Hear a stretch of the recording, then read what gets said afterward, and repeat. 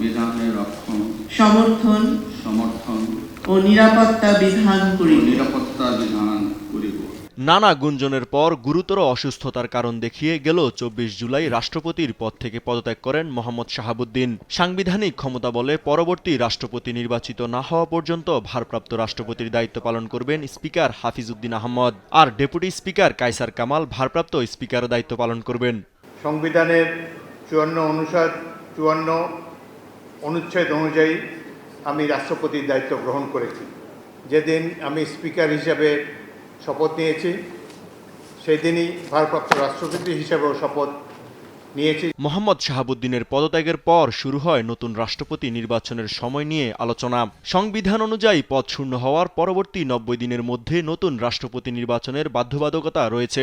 সেই লক্ষ্যেই তফসিল ঘোষণার আনুষ্ঠানিকতা শুরু করতে যাচ্ছে নির্বাচন কমিশন। রাষ্ট্রপতি নির্বাচনের বিষয়ে আলোচনার জন্য মঙ্গলবার ভারপ্রাপ্ত স্পিকারের সঙ্গে সিইসির নেতৃত্বে অন্যান্য কমিশনাররা বৈঠকে বসবেন বলে জানিয়েছেন ইসি সচিব আক্তার আহমেদ। আগামীকাল সকাল ১১টার সময় নির্বাচন কমিশন মহামান্য রাষ্ট্রপতির নির্বাচনের বিষয়ে আলোচনা করার জন্য মাননীয় স্পিকার মহোদয়ের সাথে সাক্ষাৎ করবেন। এটাই হচ্ছে আমার কাছে এখন পর্যন্ত খবর। কালকে আলোচনার পরে যদি কোনো কিছু আবার আপনাদেরকে জানাতে হয় আমি জানিয়ে দেব।